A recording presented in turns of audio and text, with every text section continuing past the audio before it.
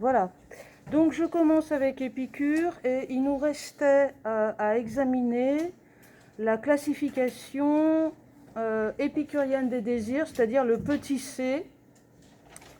Alors il y a marqué confère schéma sur la classification épicurienne des désirs. En fait, vous n'avez pas le schéma, mais il est assez simple puisque vous avez une première distinction entre deux branches. Et puis après, il y en a une qui va de nouveau se diviser en deux.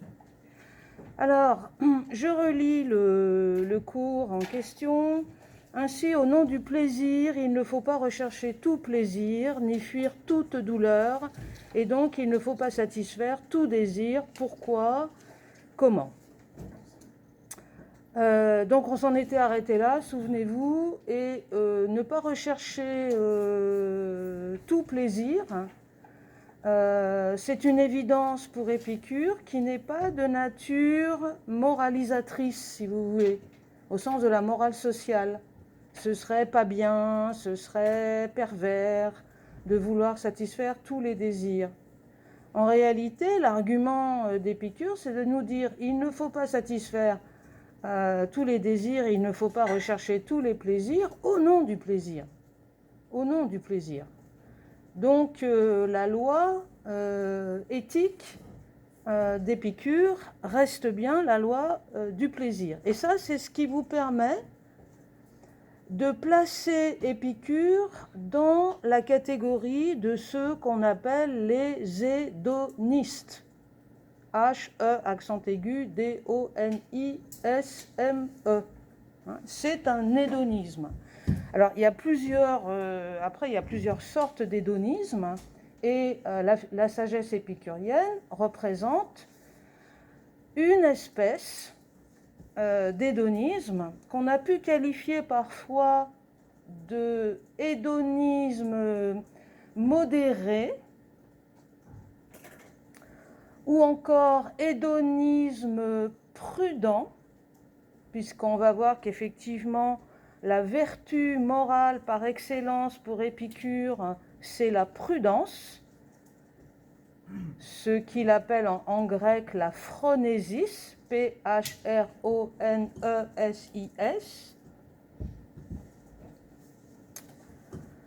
ou encore ce qu'on appelle l'hédonisme ascétique.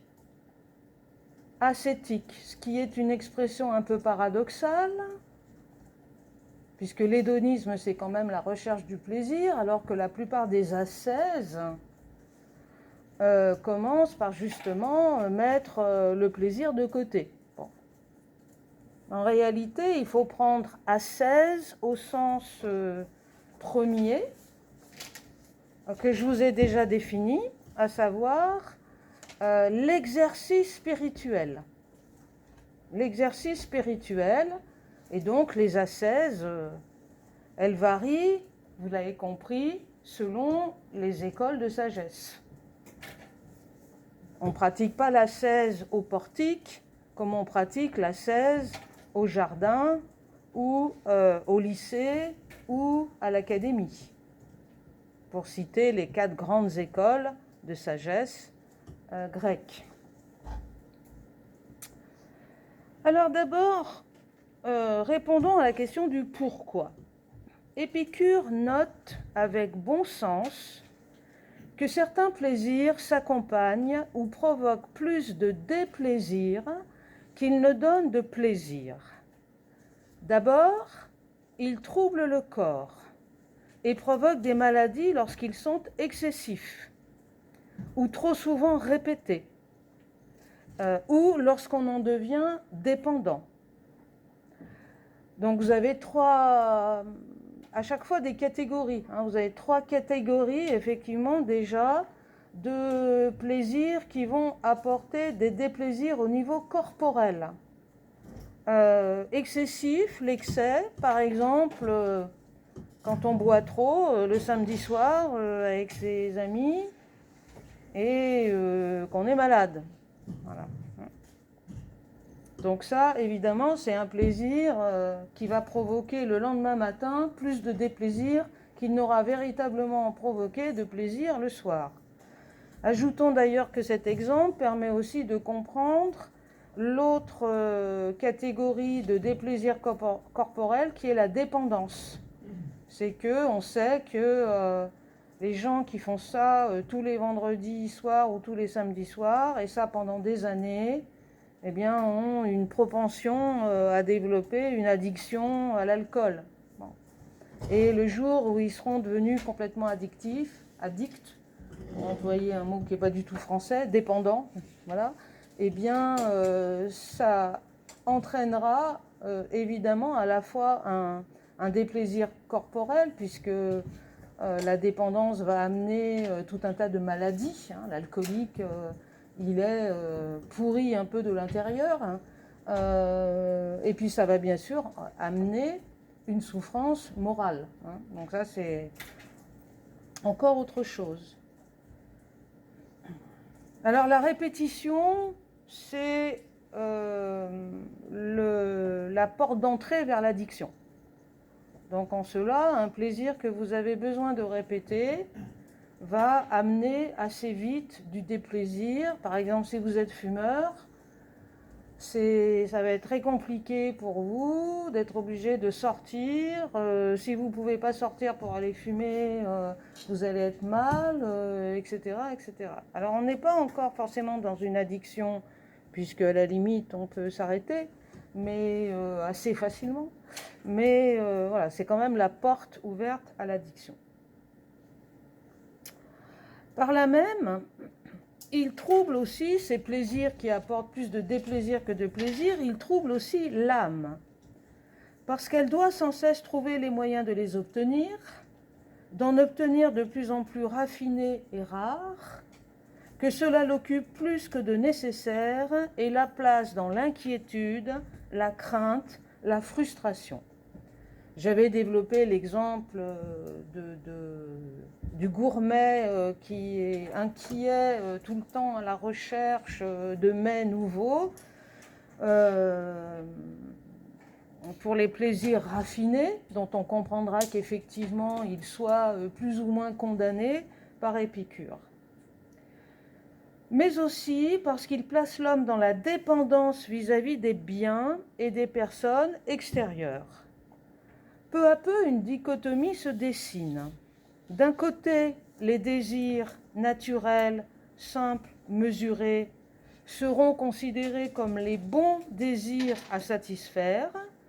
De l'autre, il faudra s'abstenir d'avoir ou de satisfaire des désirs illimités, excessifs et artificiels.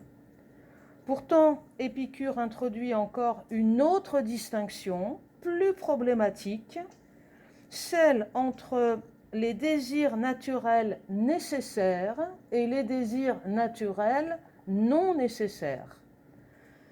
D'où, petit bêta, la classification épicurienne des désirs. Alors vous voyez comment j'ai basculé sans vous prévenir d'une réflexion sur le plaisir à une réflexion sur le désir, puisqu'on remonte là en amont.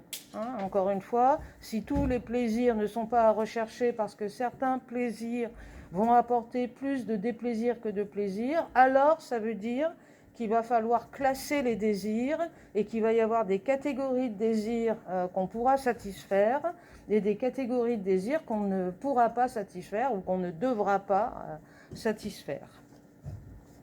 Alors la classification épicurienne des désirs, généralement vous la connaissez et c'est bien ce qui m'inquiète, ne serait-ce que pour avoir relu les petits tests que j'avais fait faire à vos camarades la semaine dernière, je crois. C'est que vous avez tendance à en avoir une vision complètement caricaturale. Et je vous l'ai déjà dit, cette vision caricaturale, elle a été manipulée dans l'histoire, elle a été une manipulation de l'histoire pour justement mettre la sagesse épicurienne en enfer et pour considérer que toute recherche du plaisir était par définition mauvaise. Alors la caricature et l'erreur qu'on fait habituellement, c'est de considérer que Épicure nous dit qu'il faut simplement rechercher à satisfaire nos besoins. voilà, c'est-à-dire les désirs naturels et nécessaires, et qui condamnent les autres. Bon, ça, c'est la première erreur qu'on fait généralement sur Épicure. La deuxième erreur qu'on fait généralement sur les Épicure, c'est que elle porte sur la définition des désirs nécessaires, qu'on a très souvent réduit aux besoins vitaux. Or, on va voir que ce n'est pas du tout ce que fait Épicure. Les désirs nécessaires ne s'apparentent pas aux besoins vitaux. Alors, ce sont ces deux erreurs, si vous voulez, que je vais essayer en reprenant tout simplement le texte. C'est toujours pareil, c'est que il suffit de le lire le texte et de le lire lentement pour ne pas faire ce genre d'erreur. Donc, petit à petit d'ailleurs, allez voir les textes, allez-y voir, comme on dit, par vous-même, parce que c'est le seul moyen d'avoir un regard critique face à un discours, y compris le mien. Donc, c'est pas parce qu'on est dans une relation de confiance que ça veut dire que tout ce que je dis est vrai et non, et incontestable. Au contraire, ce que je dis d'abord est parfois inexact, voire faux, donc il vaut mieux aller vérifier. Et puis je peux aussi avoir des opinions malgré moi et ne pas le mesurer. Donc il faut absolument que vous gardiez cette distance critique. Et la seule façon de construire en fait une distance critique par rapport à tous les discours que vous entendez à droite et à gauche, c'est d'aller vous-même avoir accès directement au texte. C'est pour ça que c'est une urgence absolue de notre société, de nos sociétés postmodernes, de continuer à former une jeunesse qui puisse avoir accès aux textes et qui puisse les lire et les comprendre. Et lire et comprendre un texte, ça suppose d'abord de maîtriser parfaitement la langue française. Sinon, il y a toutes sortes de raccourcis, de mauvaises interprétations, d'incompréhensions, etc., etc. Au final, je reprends le cours. La classification épicurienne est la suivante. Premièrement, les désirs naturels et nécessaires. Alors, dans les désirs naturels et nécessaires, en fait, Épicure va faire 3 distinctions. Donc, vous avez une arborescence, et puis vous avez 3 branches qui se dessinent. Nécessaires, premièrement, pour la vie elle-même, c'est-à-dire pour la survie. Et là, d'accord, ça correspond bien aux besoins vitaux. Donc les besoins vitaux ne correspondent qu'à la première catégorie des désirs naturels et nécessaires. Deuxièmement, naturel et nécessaire pour le bien-être du corps. Alors le bien-être du corps, ce n'est pas la survie. Épicure place là le bien-être lié à la protection vis-à-vis des dangers et des rigueurs du climat. Donc ça comprend certes la survie, si c'est par exemple la protection vis-à-vis de bêtes sauvages, puisque c'était quand même une grande préoccupation de cette époque-là, si j'en crois Aristote, Platon et Épicure. Mais ça veut dire aussi le vêtement et l'habitat, comme moyen finalement de nous protéger du froid, de nous protéger de la pluie, de nous protéger de la rigueur, des rigueurs en fait climatiques.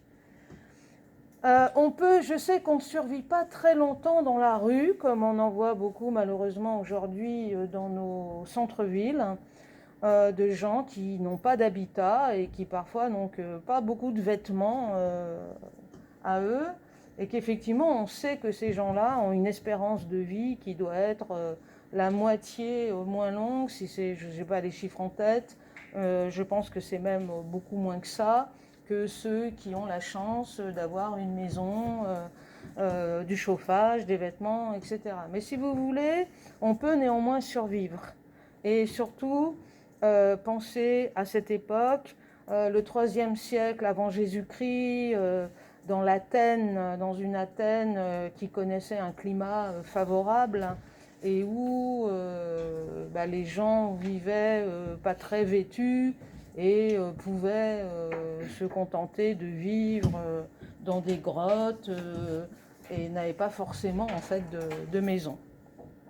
Enfin, troisièmement, il parle des désirs naturels et nécessaires pour le bonheur. Et là, Épicure place les désirs de tout ce qui va nous éclairer sur la vie heureuse, sur la conformité à la norme naturelle, à commencer par le désir de la philosophie qui nous guide vers la vérité, nous protège des mauvaises opinions et des mauvais désirs. Il y place aussi dans ces désirs naturels et nécessaires pour le bonheur, donc il met le désir de philosopher, il place aussi le désir de l'amitié, c'est-à-dire la philia. Autrement dit, l'amitié comme étant un nouveau type de rapport humain, débarrassé des désirs vains, de l'ambition, de la volonté de puissance, du désir de gloire et de richesse. Plus j'ai des liens d'amitié avec les autres, pensez à quelqu'un comme Aristote qui faisait même de l'amitié le lien politique par excellence. Une cité ne pouvait se construire comme communauté politique qu'à partir du moment où les liens entre les citoyens étaient des liens d'amitié, définissant d'ailleurs l'amitié comme le fait d'être bienveillant à l'égard de son ami, de vouloir le bien de son ami. Donc c'est un thème qui est assez récurrent chez les philosophes grecs. Et pour Épicure en tout cas, à partir du moment où je tisse des liens d'amitié, eh bien, je construis une des finalités de l'action politique qui est la concorde, la paix. Construire des rapports de paix, construire des rapports de concorde, suppose de construire des liens d'amitié. Et pour ça, ça veut dire chasser son ambition personnelle. Ça ne veut pas dire ne pas avoir d'ambition, mais ça veut dire avoir une ambition collective ou participer à une ambition collective et non pas marcher sur les pieds des autres pour avancer plus loin socialement.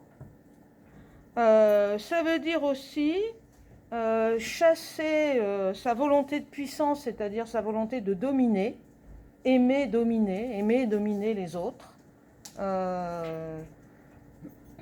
Et ça veut dire donc aussi abandonner la recherche d'une certaine gloire personnelle ou la recherche de richesse personnelle. Donc si vous voulez, l'amitié, au fond, elle va cultiver le sens du collectif. Elle apporte à la fois la paix, la concorde et le sens de ce qu'on appelle aujourd'hui le commun. C'est très très à la mode en économie, puisqu'on voit ici notre modèle économique en train de disparaître dans les décennies à venir et qu'il va forcément falloir le remplacer par autre chose. Et qu'aujourd'hui, je vous renvoie au dernier prix Nobel d'ailleurs d'économie de quelqu'un qui a essentiellement fait porter ses recherches sur cette idée du commun, des biens communs, de la préservation, de la recherche en fait de biens communs qui puissent servir non pas simplement à quelques-uns qui s'enrichissent par l'appauvrissement des autres, mais qui puissent servir à tous en vue de la paix. Et ça montre que, évidemment, il y a une politique épicurienne. Même si Épicure ne voulait pas que ses disciples participent à la vie politique. Il y a quand même un projet politique au sens où il y a un projet communautaire qui est suivi dans la communauté même du jardin. Donc c'est un bien nécessaire, si vous voulez, c'est un désir nécessaire à la paix. C'est un désir nécessaire à la paix. Et la paix, encore une fois, c'est la finalité même d'une organisation politique. Si nous vivons en société, et si nous organisons nos sociétés politiquement parlant, c'est bien parce que la recherche de l'intérêt privé ne suffit pas. Parce que le jour où on en revient à l'état de jungle, et ça arrivera, le jour où certains n'auront plus rien, forcément, on le voit déjà aujourd'hui, ils feront par tous les moyens, ils essaieront de s'en sortir. Donc, c'est dans l'intérêt de tout le monde que d'éviter qu'on en arrive à une situation qu'on peut contenir pendant un certain temps par la répression, mais qu'on ne peut pas contenir éternellement. Il y a une nécessité. Donc vous voyez bien que désir naturel est nécessaire, comme il y a une nécessité de philosopher, puisque philosopher, c'est réfléchir justement à tout ça. Et celui qui ne réfléchit pas à tout ça, eh bien celui-là s'embarque dans des logiques qui vont le perdre. Des logiques de haine, des logiques de classe, des logiques d'intérêt particulier, qui de toute façon, il va pouvoir préserver pendant un certain temps, mais à un moment donné, vont le perdre, lui et la société dans laquelle il vit. Donc c'est ça qu'il faut entendre par cette notion de nécessité pour le bonheur. Maxime 27 des Maximes vaticanes. De tous les biens que la sagesse procure pour la félicité de la vie tout entière, le plus grand est la possession de l'amitié. Les désirs nécessaires ne sont donc pas que des désirs liés au corps et donnant lieu à des plaisirs physiques. Alors ensuite, deuxième catégorie dans cette classification, vous avez les désirs naturels et non nécessaires. Alors les désirs naturels et non nécessaires, ce sont tous ceux dont la non-satisfaction n'entraîne pas de douleur. Ils sont naturels car ils visent une harmonie. Épicure place là le désir sexuel et les désirs esthétiques. Ils sont pour lui secondaires par rapport au désir naturel. Excusez-moi. Ils sont secondaires par rapport au désir nécessaire. Mais ils augmentent la capacité au plaisir et la qualité des plaisirs au cours de la vie. Alors, entendez par désir sexuel le désir du plaisir sexuel. N'entendez pas par désir sexuel le besoin de reproduction. Le besoin de reproduction, c'est un besoin non pas individuel.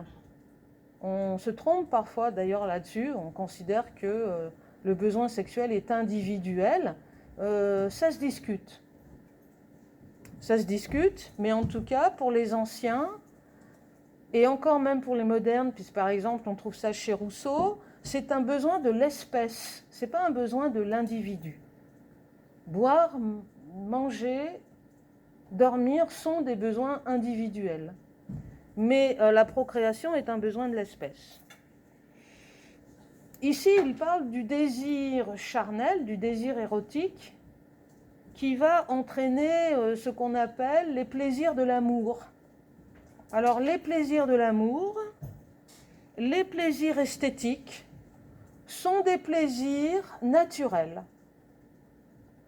mais ils ne sont pas nécessaires. En tant qu'ils sont naturels, ils peuvent tout à fait être recherchés. Cela n'altérera pas la sagesse du sage épicurien et cela n'altérera pas non plus son bonheur, ce qui est la même chose. Et puis, vous n'avez qu'une seule catégorie de désirs que Épicure rejette et dont il considère que si l'on veut obtenir le désir, que si l'on veut obtenir le bonheur, il ne faut pas satisfaire cette espèce de désir, et c'est la troisième catégorie. Ce sont ce qu'il appelle des désirs non naturels et non nécessaires, qu'il appelle encore les désirs vains, avec ce thème que vous connaissez, qui aura un certain succès dans les siècles qui vont suivre, qui est ce thème de la vanité.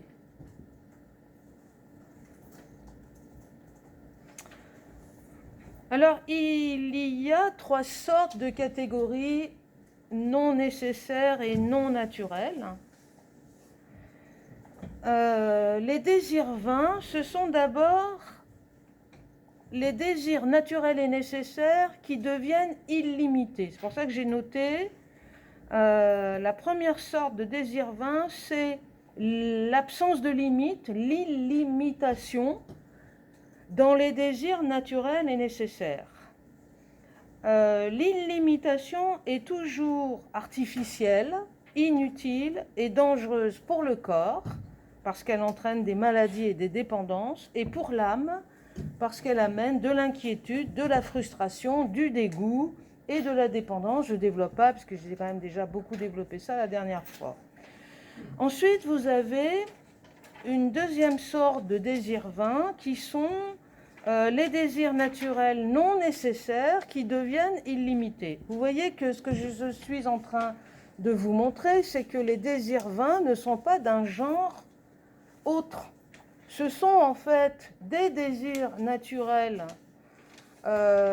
nécessaires ou non nécessaires qui basculent dans la vanité, qui basculent dans l'excès, et qui, basculant dans l'excès, dans l'absence de limite, deviennent en fait vains. Alors par exemple, pour les désirs naturels et non nécessaires qui deviennent illimités, Épicure critique les complexités du sentiment amoureux, ainsi que les excès de la passion.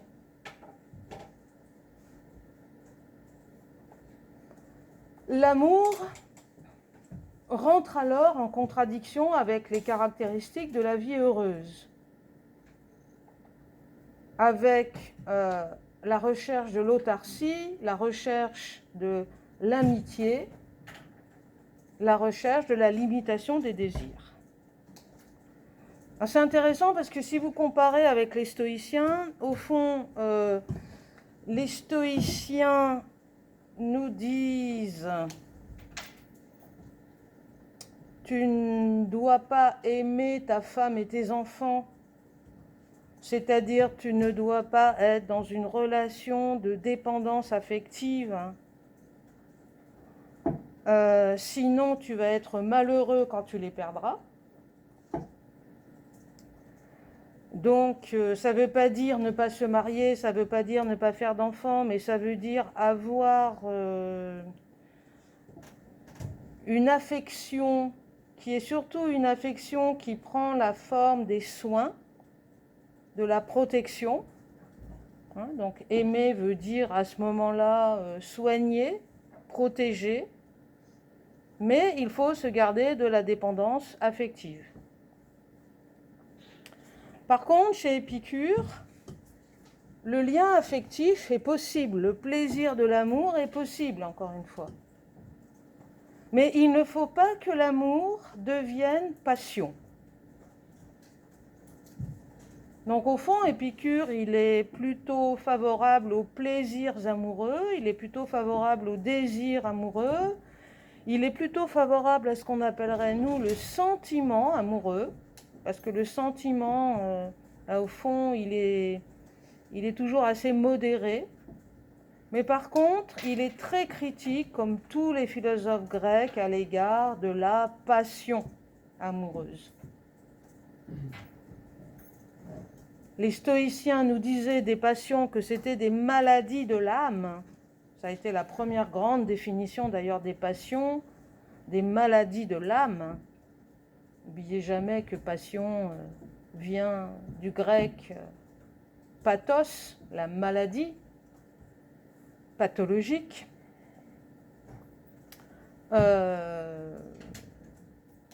Et en tout cas, on voit toujours, les Grecs voient toujours dans la passion un excès.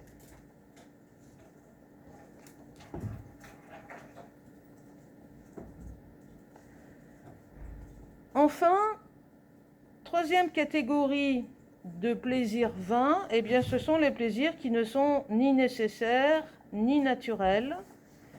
Et ceux-là, qu'on ne peut donc pas limiter, puisque ce qui nous limite, c'est la nature, et que là, on est dans quelque chose qui est artificiel, qui est contre nature, eh bien, ces désirs-là sont à éradiquer purement et simplement. Qu'est-ce qu'il met dans ces désirs non naturels et non nécessaires ? Il y met l'ambition, la volonté de puissance, le désir des richesses et des honneurs, le désir de gloire, le désir de l'immortalité. Vous reconnaissez quand même beaucoup de désirs qui portent sur des extériorités, sur des biens matériels et extérieurs, ou qui portent encore sur la recherche d'un statut social, d'un paraître et d'une supériorité dans le paraître.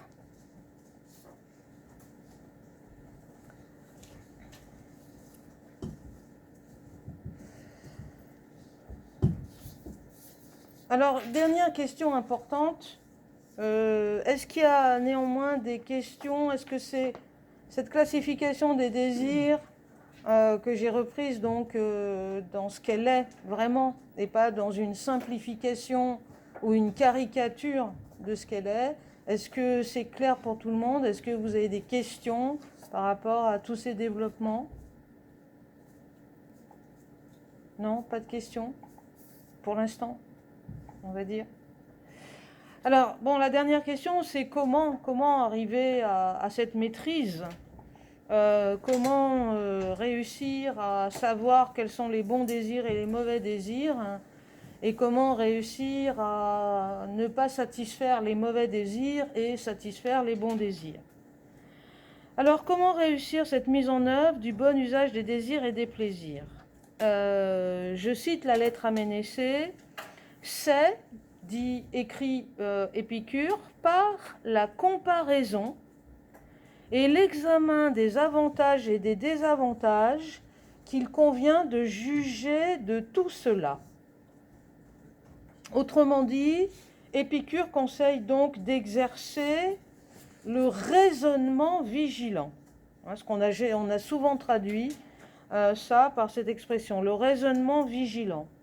De ne pas satisfaire immédiatement ses désirs, mais de prendre un moment de recul afin d'examiner les avantages et les inconvénients d'y céder. Alors ça, c'est une première étape très importante.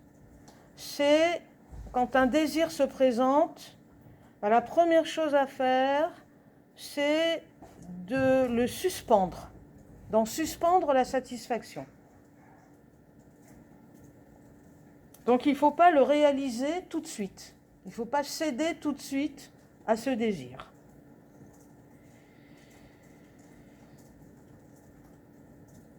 Dans cet examen, alors pourquoi? Justement pour l'examiner, pour réfléchir sur la valeur de ce désir. Donc dans cet examen, deuxième étape, il s'agira pour l'âme d'anticiper le futur, d'imaginer les conséquences fastes et néfastes des désirs. et de refuser les désirs qui produiraient plus de souffrance future que de plaisir présent.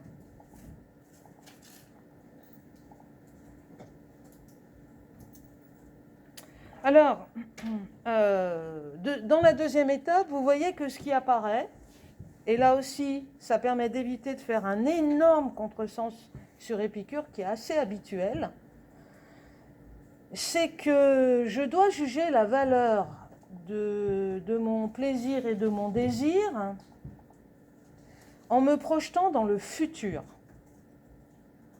C'est-à-dire que je dois, et là j'ai besoin de ma raison, j'ai besoin de mon jugement, je dois évaluer les conséquences du désir satisfait.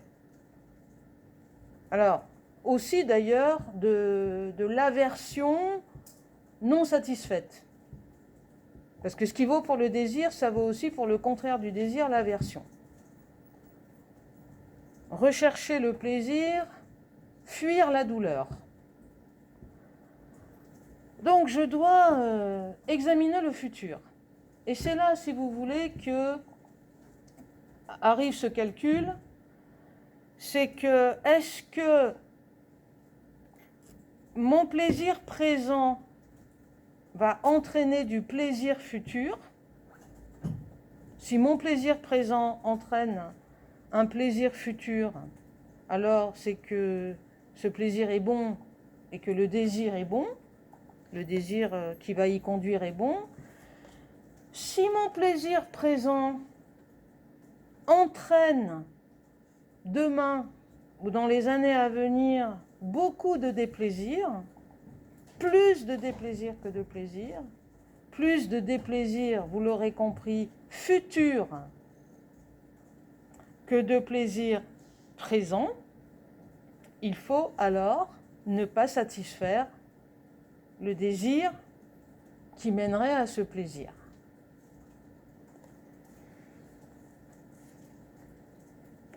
Si mon plaisir présent n'a pas d'effet, ni en positif ni en négatif, eh bien, soit, je peux le satisfaire sans aucun problème. Et ainsi de suite. Ça vaut aussi pour la douleur.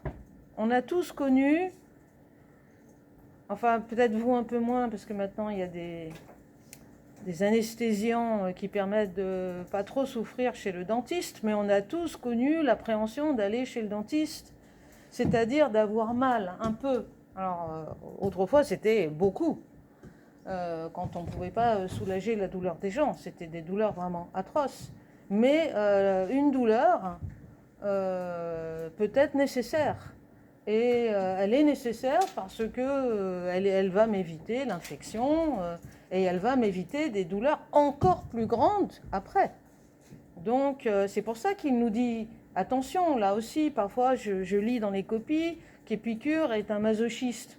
Il dit qu'il ne faut pas fuir toute douleur. Alors ça veut dire qu'il aimerait la douleur. Ah non, il n'aime pas du tout la douleur. Pas du tout, du tout. Et il n'y a aucune comparaison à faire entre le traitement de la douleur chez les hédonistes épicuriens et le traitement de la douleur chez Sacher Masoch, le fondateur ou le théoricien, je ne sais pas comment on peut l'appeler, du sadomasochisme. D'accord? Non, mais il y a des douleurs nécessaires.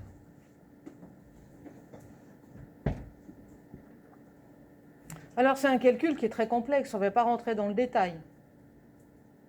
Par exemple, est-ce que vous devez souffrir horriblement en classe préparatoire en vue, souffrance qui est parfois une souffrance morale, affective, en vue de réussir plus tard et d'avoir des plaisirs en termes à la fois de corps et d'esprit. Bon. Alors quand il s'agit de comparer le psychique et le physique, si vous voulez, ça peut devenir très très complexe, très compliqué. Donc c'est un calcul. Et comme toute morale, quand on est dans une situation de dilemme, ça peut être très compliqué. D'ailleurs, Sartre disait dans l'existentialisme est un humanisme. Un jeune homme étant venu le voir pour lui demander conseil, vous connaissez peut-être l'exemple, de savoir s'il fallait qu'il reste auprès de sa mère ou s'il pouvait s'engager dans